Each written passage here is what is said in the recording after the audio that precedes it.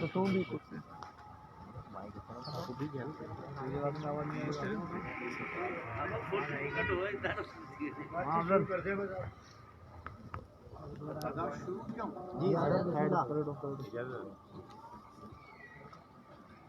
मानवारा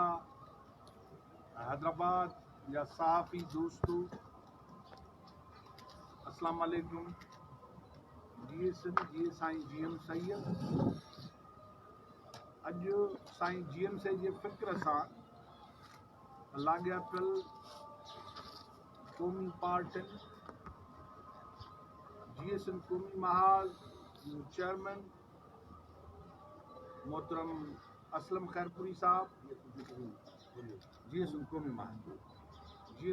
महाज जो सरबराह असलम खैरपुरी साहब जीए सिंध क़ौमी महाज जो मरकज़ी इंफॉर्मेशन सेक्रेटरी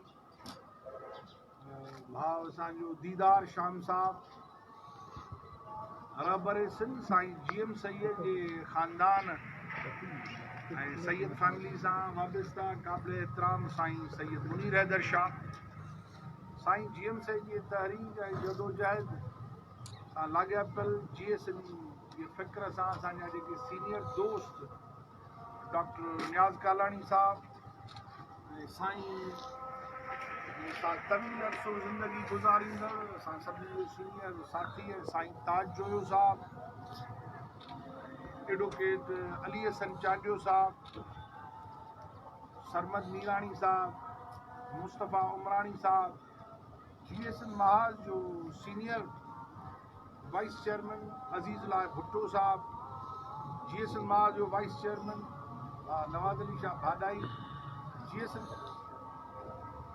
जिसकम जो senior vice chairman Arbab Bheel जीए सिंध महाज जो deputy general secretary Ghaffar Mirjat जीए सिंध महाज जो प्रेस सेक्रेटरी पुनल जमाली जीए सिंध महाज जो राब्ता सेक्रेटरी जावेद उमराणी जीए सिंध महाज जो सेंट्रल कमेटी जो मेंबर ममताज़ आरीसर राहुल चांडियो ऐं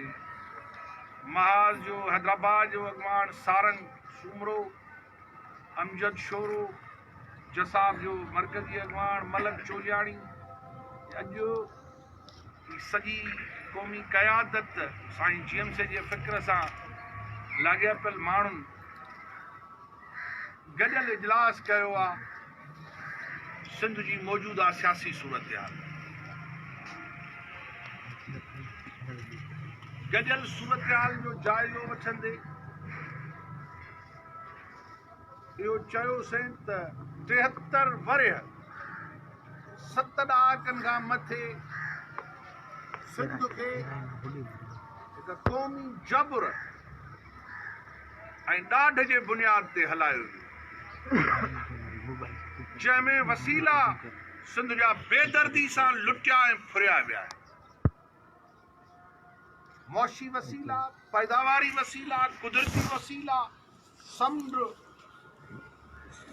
सिंधु दरिया तेल ऐं गैस माली वसीलनि जी फुरलुट जे करे मुसलसल सिंध मुआशी लिहाज़ सां मुल्क जे अंदरि बदहाली जो मर्कज़ आहे मुआशी तबाही आहे सोशो डेवलपमेंट कुझु बि न आहे रोड रस्ता तालीमी इदारा असांजी ॿोली असांजो कल्चर उनखे डामाडोल बणाए वियो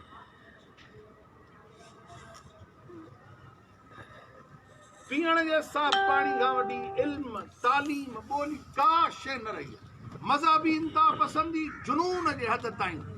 मदरसा फैक्ट्रियुनि खे वधायो पियो वञे उन ॻाल्हि जी मज़म्मत कईसीं हीअ जेका सॼी सूरत हाल आहे उहा क़ौमी जबर जो नतीजो इन जे ख़िलाफ़ इहो इतफ़ाक़ कयो त मुस्तक़िल वक़्तनि ब वक़्तनि गॾियल सिंध जे क़ौमी मामलनि ऐं सैयद जे फ़िक्र ऐं तालीम जी रोशनी में सिंध खे हिन जहालत ऐं ग़ुलामी ऐं बर्बादी मां कढंदासीं इजलास में इन ॻाल्हि जो जाइज़ो वरितो वियो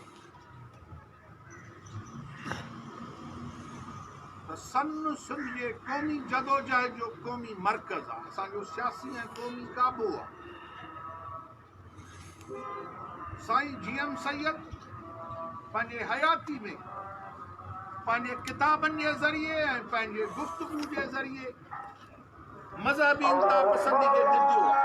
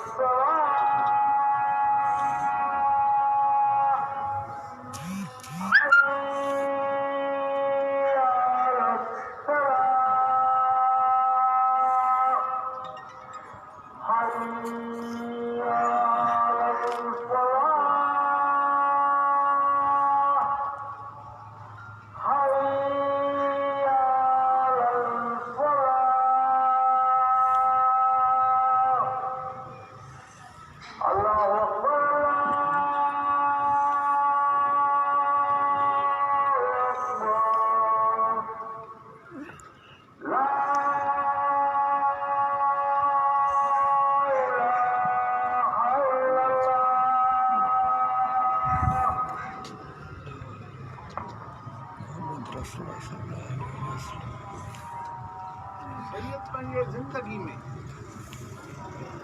मज़हबी इंतहापसंदी जे ख़िलाफ़ पंहिंजी किताब में पंहिंजी सॼी ज़िंदगी जे ख़िलाफ़ ॻाल्हाईंदो रहियो आहे। मज़हबी इंतहापसंदी इस्लाम जे नाले में थिए, ईसाईअ जे नाले में थिए, हिंदू मज़हब जे नाले में थिए या यहूदियत जे नाले में थिए, उहा इंसानी तरक्की, इर्तिका ऐं इंसानी भलाई जे ख़िलाफ़ आहे।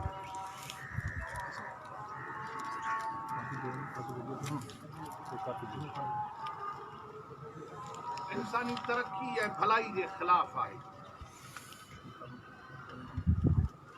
इजलास में इन ॻाल्हि जी वज़ाहत कंदे चयो वियो,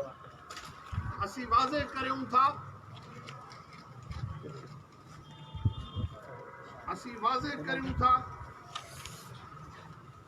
रहबर सिंध साईं जीएम से जो फ़िक्र जो मर्कज़,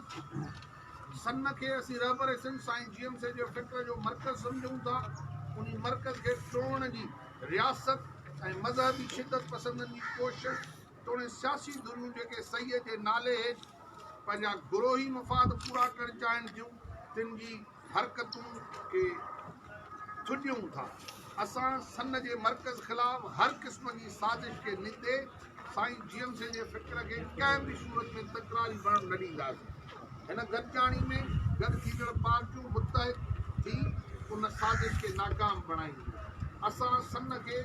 अदम तशद्दुद, आज़ादी, अमन आलम ऐं इत्तेहाद जो ओञाण सम्झूं था ऐं वाज़े करियूं था त हर क़िस्म जी मज़हबी इंतहापसंदी सां गॾु सियासी इंतहापसंदी जो नुक़्ते नज़र रखनि धुरुनि खे सन में कंहिं बि सूरत में बर्दाश्त न कंदासीं ऐं सन में पब्लिसिटी ऐं मुदाख़लत क़बूल न कंदासीं। इजलास में इत्तफ़ाक़ राय सां फ़ैसिलो कयो त रहबर सिंध साईं जीएम से जी सालगिरह ऐं वरसी जे मौक़े ते गॾु थी